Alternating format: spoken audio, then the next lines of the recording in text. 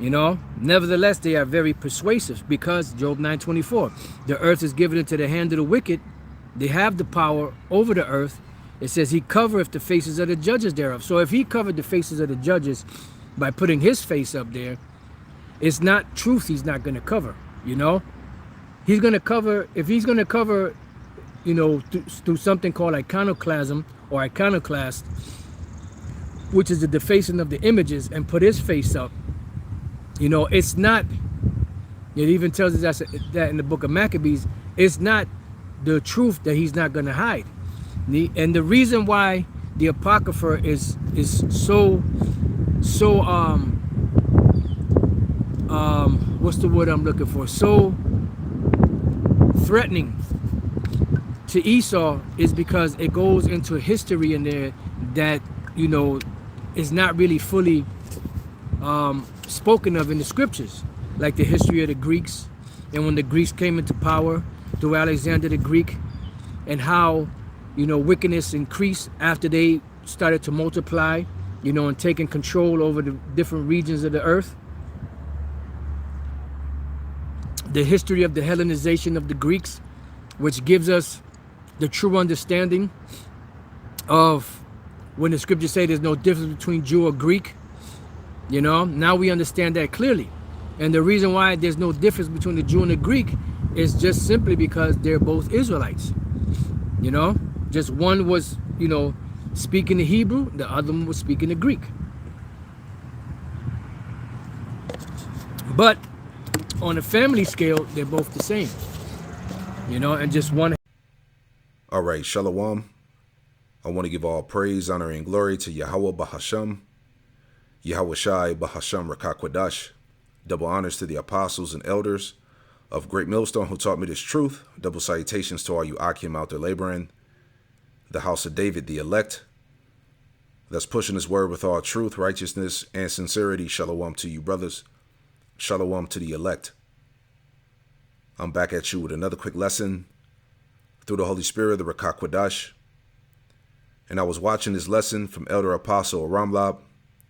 He made some quick and heavy points detailing the biblical history that's found in the Apocrypha, which these devils removed, you know. And one thing that we have learned from our apostles and elders, in order to understand the mystery, you have to know the history, okay? And part of that history is the Hellenization of Israel, all right? Those scattered Israelites that were taking on the customs and languages of the Greeks, you know, which is also found in the Apocrypha. And when you have that insight, it also gives you clarity, you know, to the mystery of the Gentiles, okay? Because the Gentiles that were forwarded this word, you know, were those Israelite foreigners, you know, who believed. You see what I'm saying? But as the elder apostle was saying, you know, we have that clarity, you know, when the scriptures say there's no difference between the Jew or Greek because they're both Israelites. Okay, let's go there real quick. All right, because Christians, you know, these like the elders say, the wacky-tacky Christians, they'll use this scripture to justify, you know, the covenants and promises. The covenants and promises have been guaranteed to the heathen nations as well. And that shows you they don't understand the scriptures, because the spirit of Yahweh Shema Shai is not dealing with these Christians, man. All right. This is Romans chapter 10. I want to make a point on that. This is Romans chapter 10 and verse 12. And it reads, it says, for there is no difference between the Jew and the Greek. Okay. Because they're both Israelites, as the apostle said. One knew the Hebrew, the other one didn't. You know, one was raised in the customs and the laws. One wasn't. You know, and those in the circumcision, you know, they looked at those Israelite foreigners, you know, those Greeks, if you will, as heathen, right? But they were both Israelites. It says, for there is no difference between the Jew and the Greek, for the same Lord over all is rich unto all that call upon him. Verse 13, it says, for whosoever shall call upon the name of the Lord, Yahweh Shema Shai, shall be saved. And this is what they run to. Well, they say whosoever, but that's actually talking about Israel. Okay, this word is for the Israelites and none else. Let's make that point. Okay? And that never changed. Salvation is for Israel, starting with the elect. Real quick, Joel 2 and 27. Let's go there. All right. This is Joel chapter 2 and verse 27. And it reads, it says, and ye should know that I am in the midst of Israel, and that I am the Lord, Yahweh Ba'ashem Yahushai, your power and none else. And my people shall never be ashamed. And that never changed. All right. Malachi, 3 and 6. I am the Lord, Yahweh Ba'ashem Yahushai. I change not, and therefore you sons of Jacob are not consumed. Okay. Same chapter, jumping down.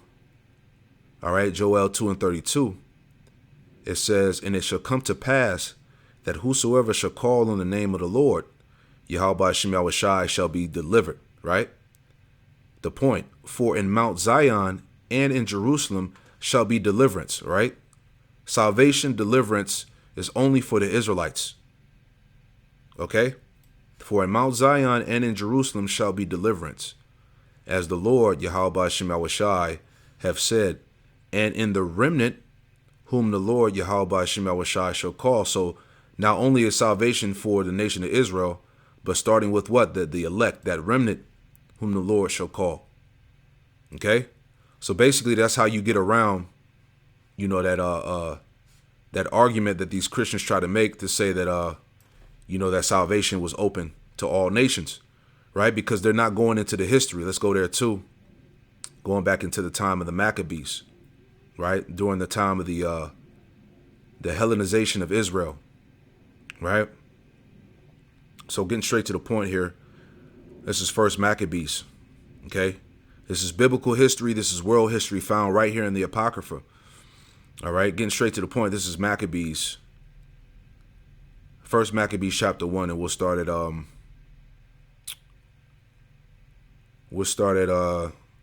we go. We'll start at 7.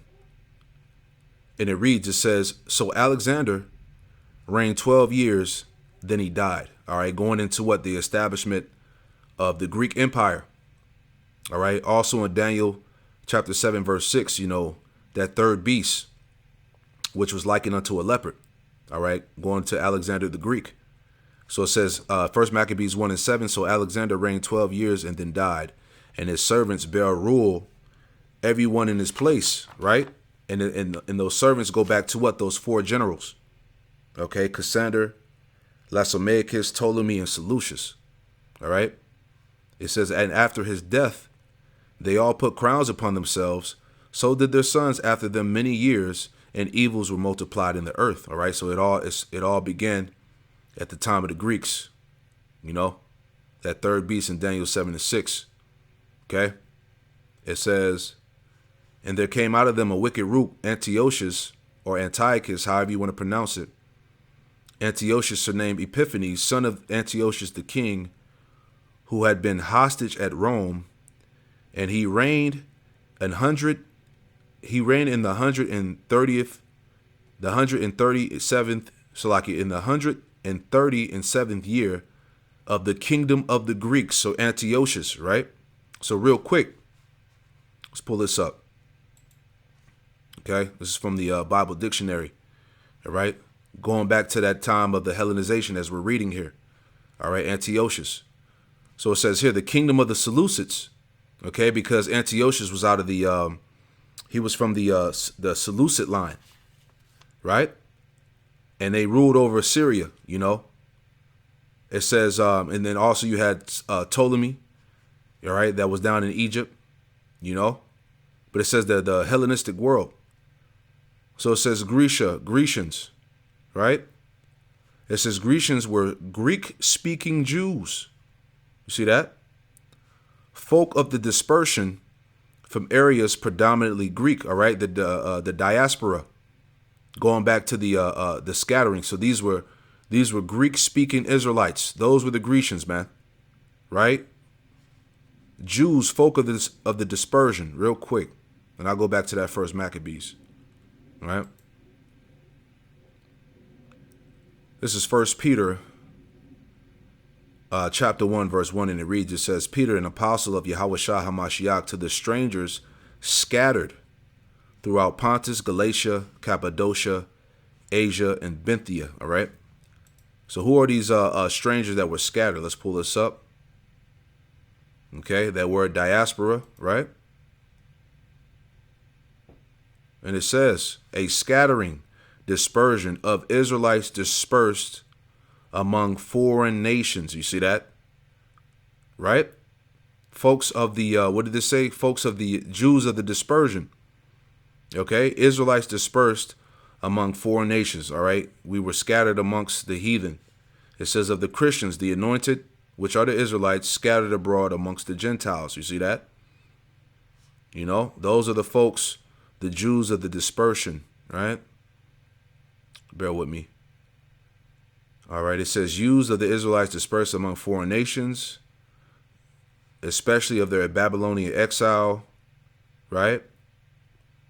It says unto those dispersed among the Greeks. You see that? Unto those dispersed among the Greeks, it says transferred to Christians, i.e. Jewish Christians, right? Scattered abroad among the Gentiles. James 1:1, you see? James, a servant of Yahweh Shem Yahushai and the Lord, Yahweh Shah HaMashiach, to the 12 tribes which are scattered abroad, greeting. See?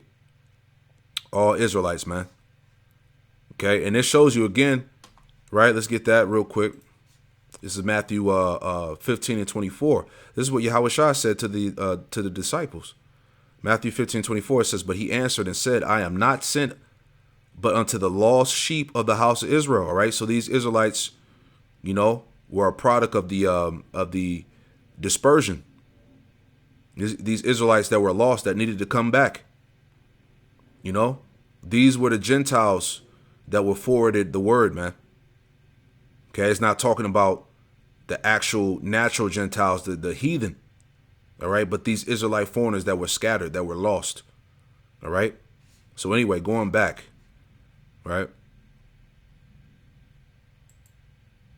So it says, so we have understanding on that. Okay. And reading on, this is First Maccabees 1:11. It says, in those days, it says, in those days went out, Salakia, excuse me. It says, in those days went there out of Israel wicked men. Okay. Wicked men who persuaded many, saying, let us go and make a covenant with the heathen that are round about us. For since we departed from them, we have had much sorrow. So you had pretty much, all right, you had Jake, you know, selling out. All right. So at this point here, this is when the Israelites became Hellenized.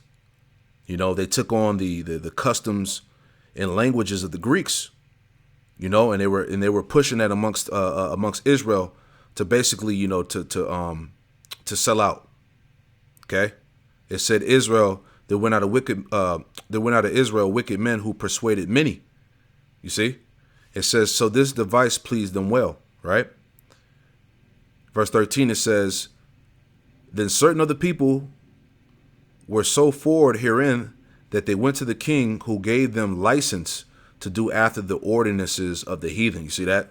So they got license to do after the ordinance of the heathen. This is when we begin to start to fall away from our heritage.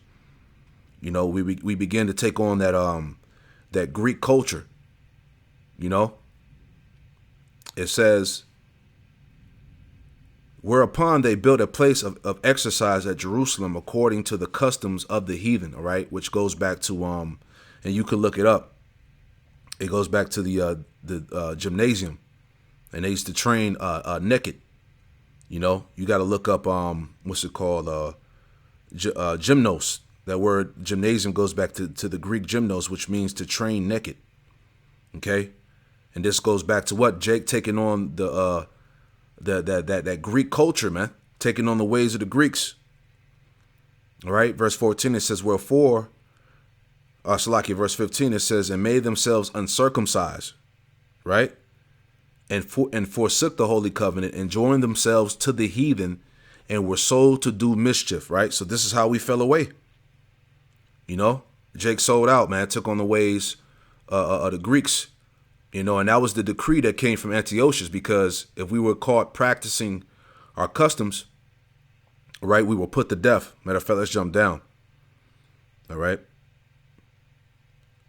This is verse, straight to the point. Let's go down to verse 41. All right, going into that Hellenization. Okay. So this is First Maccabees chapter 1, verse 41, and it reads, it says, moreover, King Antiochus wrote to his whole kingdom that all should be one people. All right, going back to that one world government spirit, man. You know, he was pushing this back then. It says, and everyone should leave his laws, you see? And everyone should leave his laws. So all the heathen agreed according to the commandment of the king, right? To become Hellenized, man, to take on the customs and ways of the Greeks. It says, yea, many also of the Israelites consented to his religion, you see? They were with it. And sacrificed unto idols and profaned the Sabbath. Verse 44.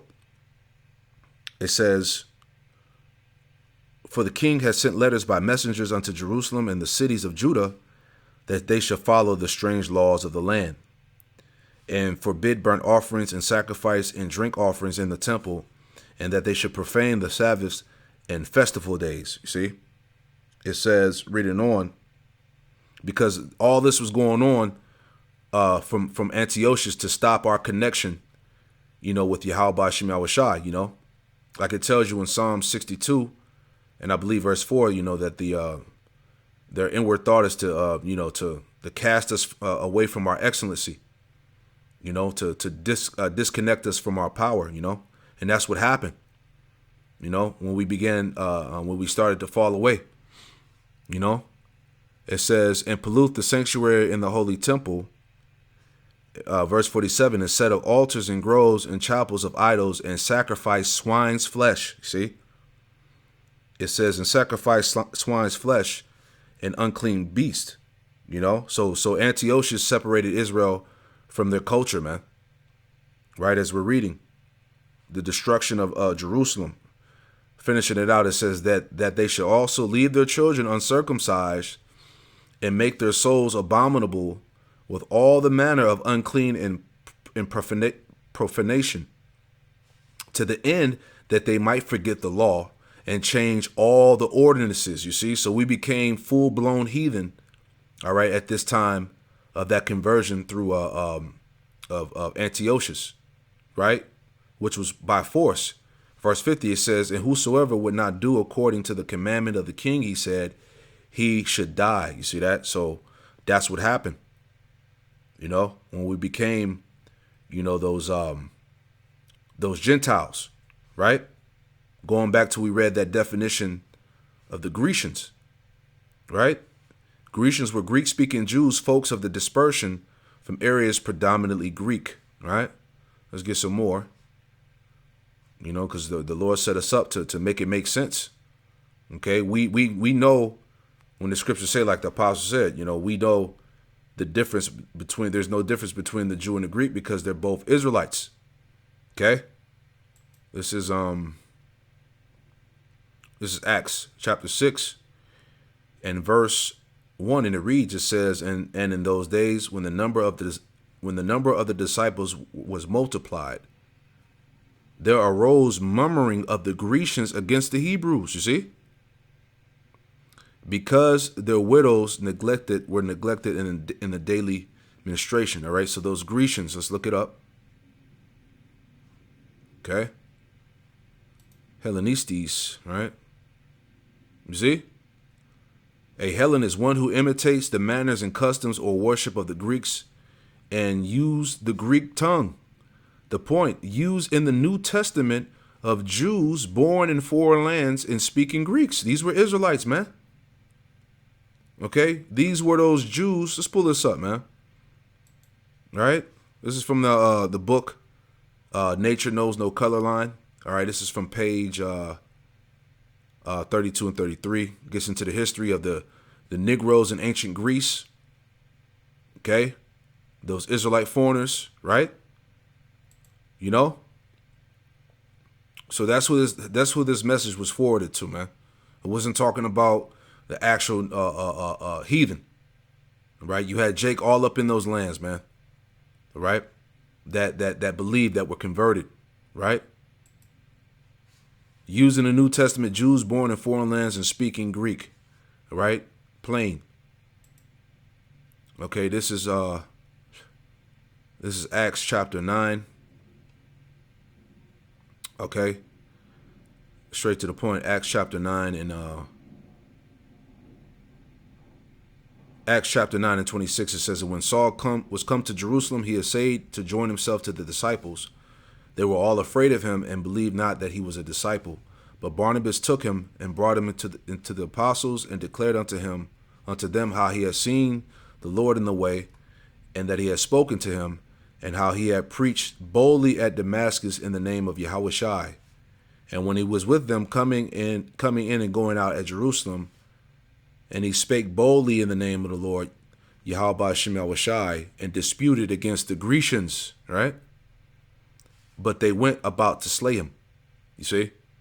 And those Grecians, those Israelites that were taking on the ways of the Greeks, man, you know, that were in a Gentile state of mind. It says, which when the brethren knew, they brought him down to Caesarea and sent him forth to Tarsus, man. So the point, man, we understand who those Greeks or Grecians are, right?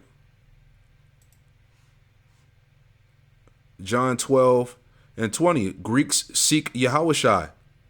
Okay, these were Israelites, man, and there were certain Greeks among them that came up to worship at the feast. There came the same came therefore to Philip, which was at Bethsaida of Galilee, and desired him, saying, Sir, we would see Yahushai.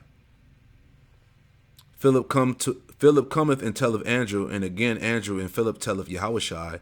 And Yahushua answered them, saying, The hour is come that the Son of Man should be glorified. So these were Israelites, man. No way around that, man. So that's pretty much the point. You know, that's kind of what came to my mind as I was listening to the lesson from Elder Apostle Ramlap. You know, so we have that clarity, man. You know, but I pray that this lesson was edifying. I want to give all praise, honor, and glory to Yahweh Bahasham, Yahushai, Bahasham Rakakwadash, and double honors to the apostles and elders of Great Millstone who taught me this truth, and double salutation to all you Akim out there laboring. Hey, Shalom.